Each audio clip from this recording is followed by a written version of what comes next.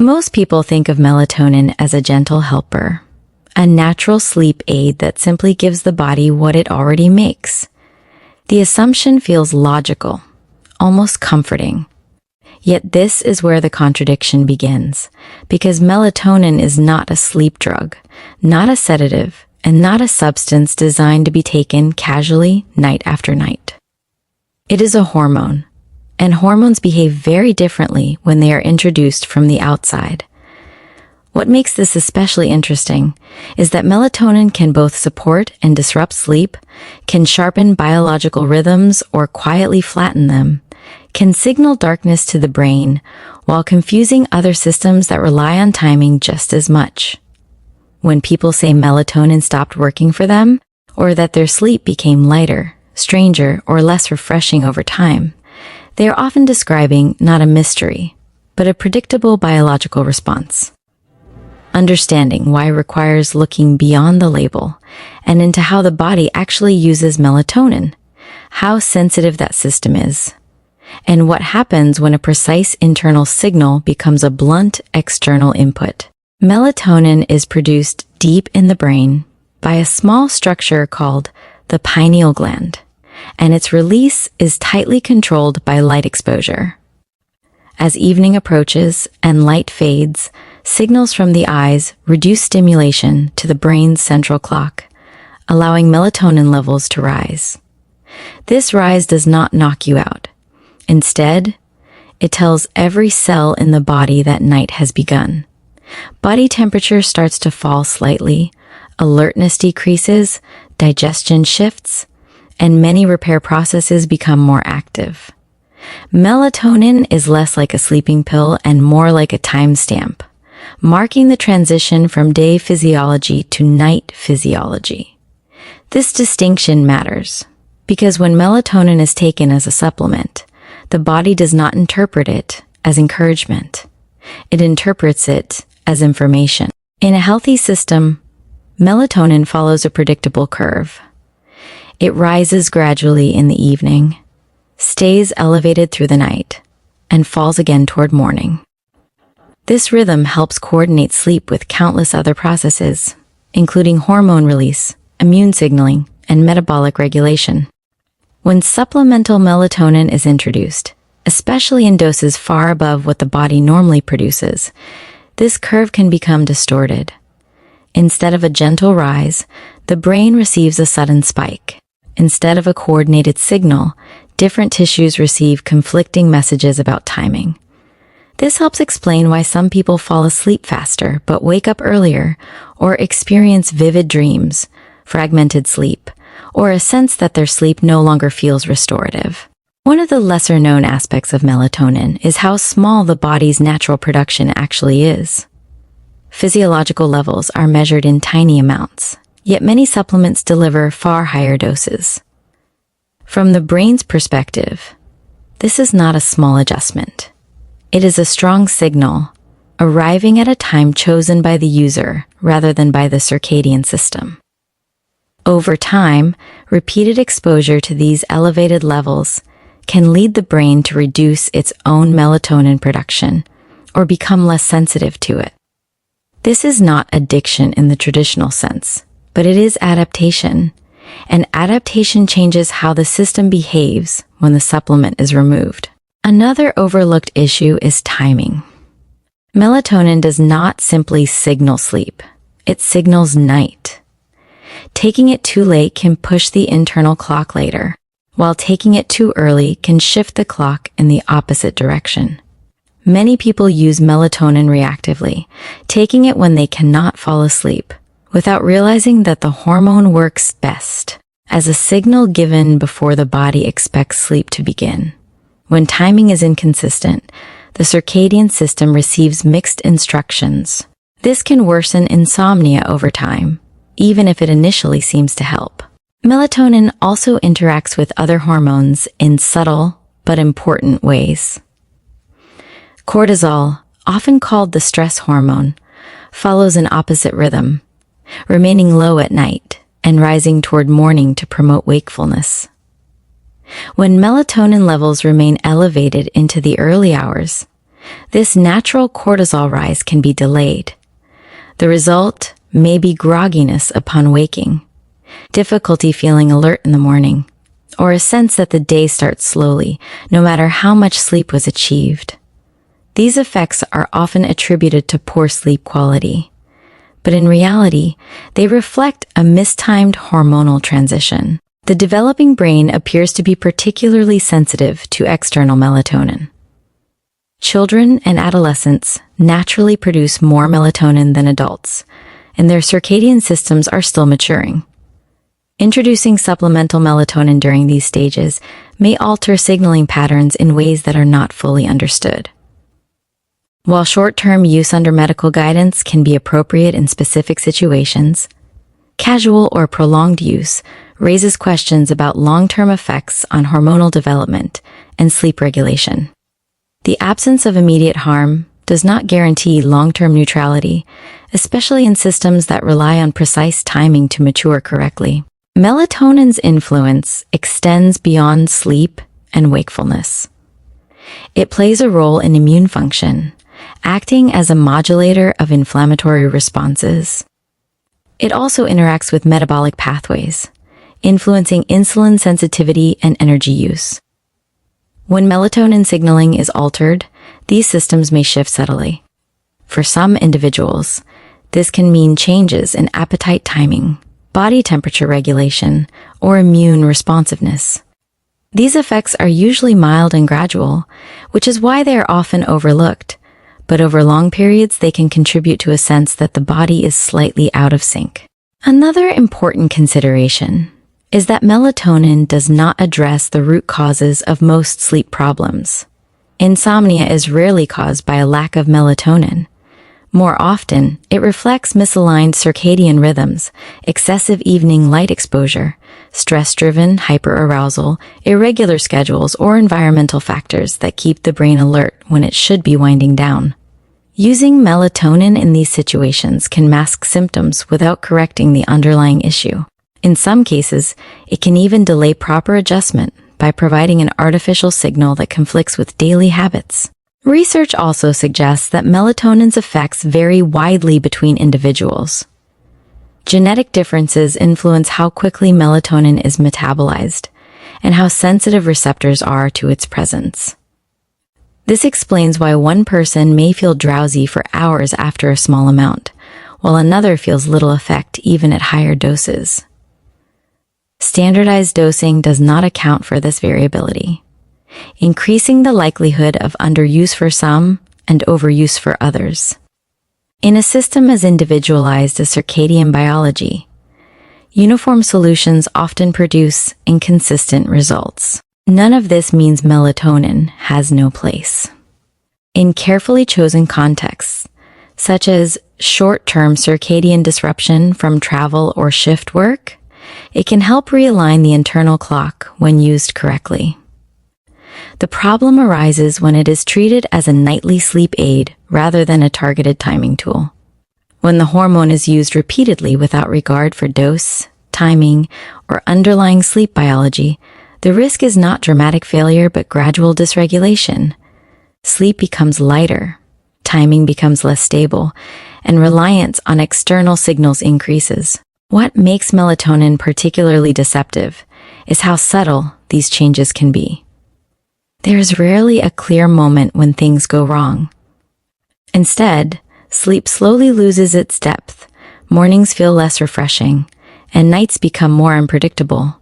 Because melatonin is perceived as natural and safe, these shifts are often blamed on stress, aging, or lifestyle, rather than on altered hormonal signaling. The connection is easy to miss unless one understands how delicately the system is balanced. A more sustainable approach to sleep begins with respecting melatonin's role rather than overriding it. Darkness in the evening, consistent sleep and wake times, and exposure to natural light in the morning all support the body's own production and timing of this hormone. These factors work together to strengthen circadian rhythms, making sleep more reliable without external intervention. When melatonin is used, It works best as a temporary aid to reinforce these signals, not as a replacement for them. The hidden risk of melatonin is not toxicity or immediate danger. It is the quiet erosion of the body's ability to regulate itself when a precise internal messenger is treated like a generic supplement. Sleep is not just a state of unconsciousness. It is a coordinated biological process shaped by timing, environment, and internal communication. Melatonin sits at the center of this process, not as a switch, but as a signal. When that signal is respected, sleep tends to follow. When it is overridden repeatedly, the message becomes less clear, and the system responds accordingly. Understanding this shifts the question from whether melatonin works to how it works, and under what conditions it truly helps. For many people, the most powerful improvement in sleep does not come from adding a hormone, but from removing the signals that interfere with the body's own. In that sense, melatonin is not a shortcut to sleep, but a reminder of how precise and sensitive our internal clocks really are. Once melatonin enters the bloodstream, it does not act in isolation. Every cell in the body contains clocks of its own, peripheral clocks that rely on consistent timing cues to stay aligned with the central clock in the brain. Melatonin helps synchronize these clocks, but only when its signal is precise. When the signal arrives at inconsistent times or in exaggerated amounts, different tissues can begin to drift out of phase with one another. This internal misalignment is subtle, but it affects how efficiently the body transitions between states of rest, repair, and activity. One consequence of this desynchronization is a change in sleep architecture. Sleep is not uniform. It unfolds in cycles, each serving distinct neurological and physiological purposes. Research suggests that mistimed melatonin can alter the proportion and timing of these stages. People may spend less time in deep restorative sleep or experience disruptions during phases associated with memory consolidation and emotional regulation. Subjectively, this can feel like sleeping for many hours without feeling fully restored. Objectively, it reflects a system struggling to coordinate its internal rhythms. There's also the issue of receptor sensitivity. Melatonin exerts its effects by binding to specific receptors in the brain and throughout the body. With repeated exposure to elevated levels, these receptors can become less responsive. This phenomenon is common in hormonal systems and serves as a protective mechanism against overstimulation. However, reduced sensitivity means that the same dose produces a weaker signal over time. This is often interpreted as the supplement losing effectiveness, when in fact the biology has adjusted to persistent external input. As receptor responsiveness changes, some individuals increase their dose, hoping to recreate the original effect. This can further distort signaling rather than restore it. Instead of reinforcing natural rhythms, higher doses may prolong melatonin presence into periods when the body expects it to decline. This lingering signal can interfere with the transition toward morning physiology, affecting alertness, coordination, and mood in ways that are not always linked back to sleep itself. Another layer of complexity lies in how melatonin interacts with neurotransmitters involved in alertness and relaxation. Sleep onset depends not only on circadian signals, but also on the balance between excitatory and inhibitory activity in the brain. Melatonin can influence this balance indirectly, but it does not resolve heightened arousal driven by stress, anxiety, or conditioned wakefulness. In such cases, the brain remains alert even in the presence of a night signal. The result may be lying awake while feeling physically heavy or drowsy, a state that can increase frustration and reinforce negative sleep associations.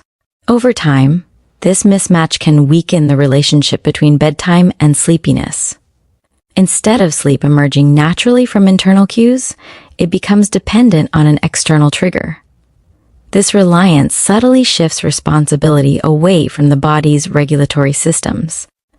The brain learns to wait for a signal rather than generate one, making sleep more fragile when the supplement is absent or delayed. Melatonin also has antioxidant properties and plays a role in cellular protection. While this is often presented as a benefit, altering its normal rhythm may influence how and when these protective processes occur. The body evolved to concentrate certain repair activities during the night, coordinated with melatonin's rise and fall. When the timing of the signal changes, repair processes may still occur, but not with the same efficiency or coordination. This does not create immediate harm, but it may reduce the long-term resilience of biological systems that depend on predictable cycles. Seasonal changes offer another perspective. In natural environments, melatonin duration shifts with day length, contributing to seasonal variations in physiology and behavior. Artificial lighting has already compressed these natural changes. Supplemental melatonin can further flatten seasonal signaling, reducing the body's ability to adapt to environmental rhythms. This loss of variation may seem irrelevant in modern life, but biological systems evolved to respond to these cues, and removing them entirely can have downstream effects on mood, energy, and immune function. What often goes unrecognized is that difficulty sleeping is frequently a timing problem rather than a deficiency. The brain may be ready for sleep earlier or later than the schedule demands, creating conflict between social time and biological time. Melatonin taken at the wrong moment does not resolve this conflict. It masks it temporarily. True alignment requires shifting the rhythm itself, which depends more on light exposure, regularity, and behavioral cues than on hormonal supplementation. Understanding this reframes melatonin not as a nightly solution, but as a precise tool that works only when used with respect for circadian biology. When that respect is absent, the hormone becomes a blunt instrument, capable of dulling symptoms without restoring coordination. The deeper risk is not that melatonin fails, but that it succeeds just enough to hide the signals that would otherwise prompt meaningful adjustment. As sleep science continues to evolve, the emphasis increasingly falls on rhythm strength rather than sedation. Strong rhythms support sleep effortlessly, while weak rhythms require intervention. Melatonin can reinforce a rhythm when it is already being supported by the environment. When used alone, without addressing competing signals, it cannot do the job it was never designed to do. This distinction explains why some people eventually feel trapped between poor sleep without melatonin and unrefreshing sleep with it. The system has adapted to an external cue, while remaining fundamentally misaligned. Restoring balance requires patience, consistency, and an understanding that sleep is not induced but allowed. In this light, melatonin becomes less of a solution and more of a diagnostic signal. If it appears necessary night after night, it suggests that the circadian system is struggling with cues it receives during the day. Addressing those cues does more to restore natural sleep than any supplement can, because it works with the biology rather than around it. One of the more overlooked effects of habitual melatonin use is how it changes a person's relationship with uncertainty around sleep. Sleep is inherently variable. Even in healthy individuals, nights differ in depth, timing, and continuity. When melatonin becomes a regular intervention, normal variation can start to feel like failure.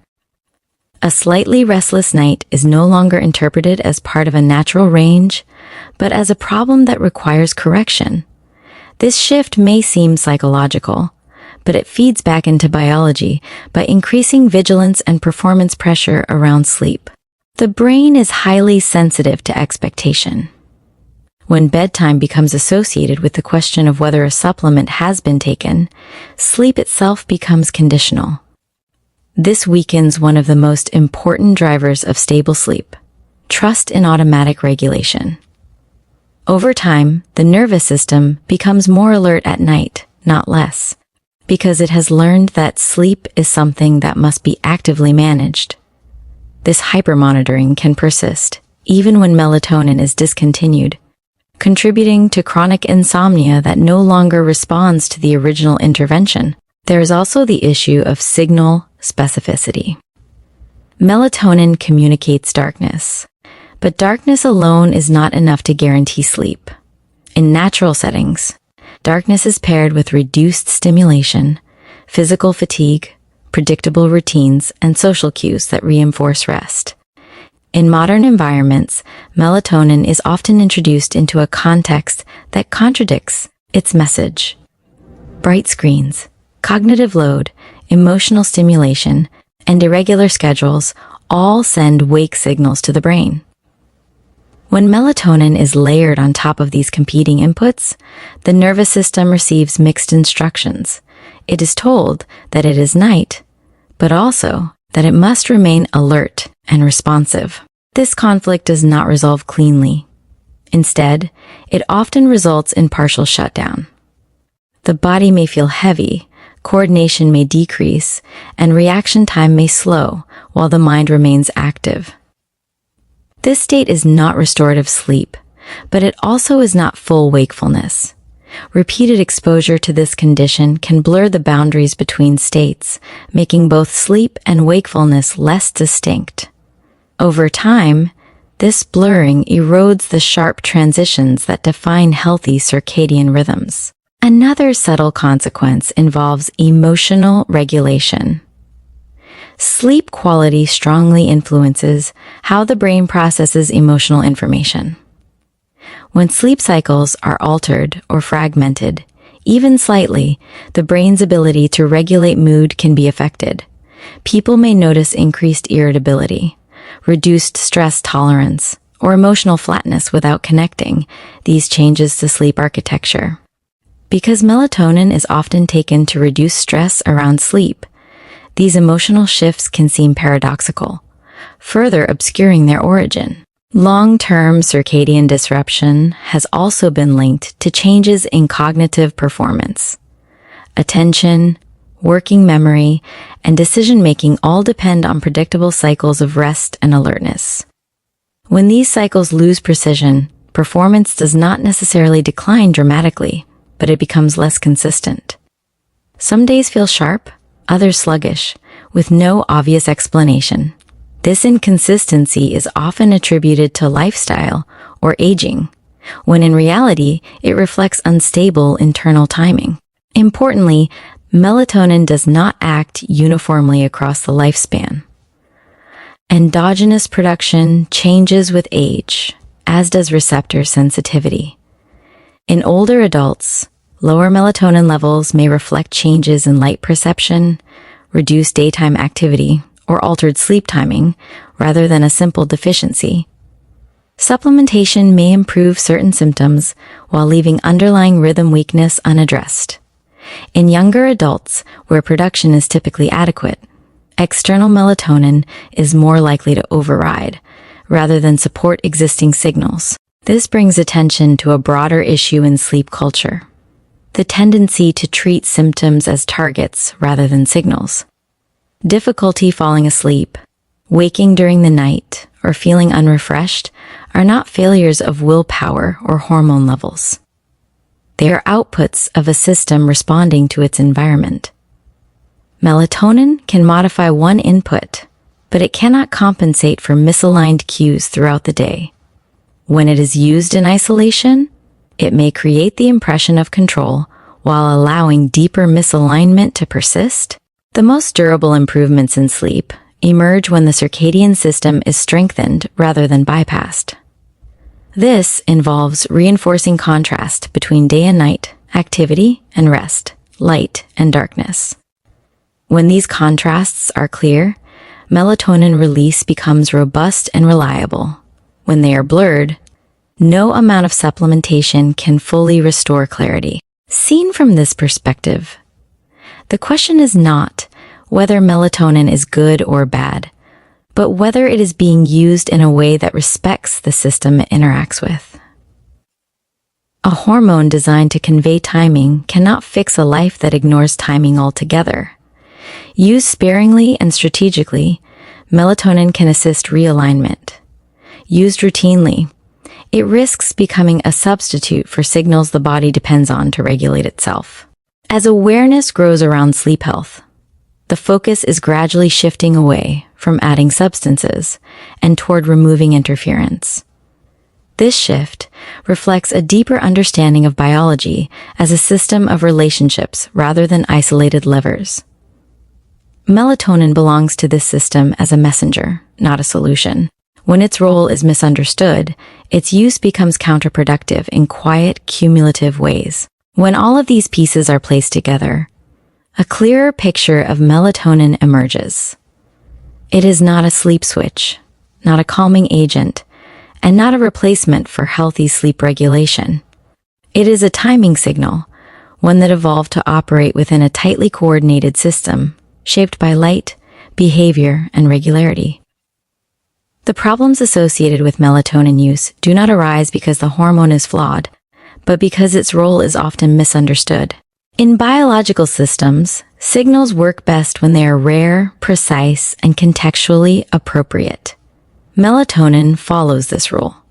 When darkness arrives consistently and the nervous system has reduced stimulation, melatonin rises naturally and reinforces a transition that is already underway. When that same signal is delivered externally, without the supporting context, its meaning changes. The body still receives the message that night has begun, but it receives no confirmation from the environment. Over time, this weakens the reliability of the signal itself. This explains why melatonin can feel effective at first. The brain responds to the novelty of the input. Sleep onset may come more easily, and the sense of control reduces anxiety. But novelty fades. What remains is the underlying system, unchanged and now partially adapted to an external cue. At that point, the supplement no longer adds clarity. It adds noise. A useful way to think about sleep is as an emergent state rather than a target. It arises when enough conditions align, not when a single factor is manipulated. Melatonin contributes to alignment, but it cannot create it on its own. When used habitually, it can even delay alignment by dampening the signals that would otherwise push behavior and environment to change. This is why long-term reliance often leads to diminishing returns. The issue is not tolerance in the conventional sense, but reduced informational value. When a signal is always present, it stops standing out. Biological systems depend on contrast to function properly. Without contrast, timing degrades. None of this implies that melatonin should be avoided entirely. It means it should be treated with the same respect given to any hormone. Context matters. Timing matters. Frequency matters. When these factors are ignored, the risks are not dramatic or immediate, but cumulative and quiet. Sleep becomes less resilient. Rhythms become easier to disrupt. Recovery becomes less reliable. The broader lesson extends beyond melatonin. Many modern sleep interventions focus on adding something rather than restoring conditions. This approach reflects a misunderstanding of how biological regulation works. The body is not lacking substances, it is often overwhelmed by signals. Removing interference is frequently more effective than introducing inputs. When people step back from habitual supplementation and instead strengthen the cues that naturally govern sleep, a different pattern emerges. Sleep may take time to stabilize, but when it does, it requires less effort to maintain. Nights become more predictable, mornings clearer, and fluctuations easier to tolerate.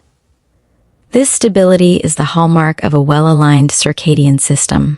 Melatonin, in this framework, becomes a reference point rather than a crutch. Its presence or absence offers insight into how well the system is functioning. When it seems necessary every night, it is not solving a problem. It is pointing to one. Understanding this shifts the goal from forcing sleep to supporting rhythm. The reward for that shift is not perfect sleep, but resilient sleep. The kind that adapts, recovers, and persists without constant intervention. That resilience is what melatonin was designed to support, not replace. When sleep is viewed through this lens, the question changes from what to take to what to remove, from how to induce sleep to how to stop preventing it. In that space, melatonin regains its proper role as a quiet messenger rather than a nightly command, and that is where its true value lies.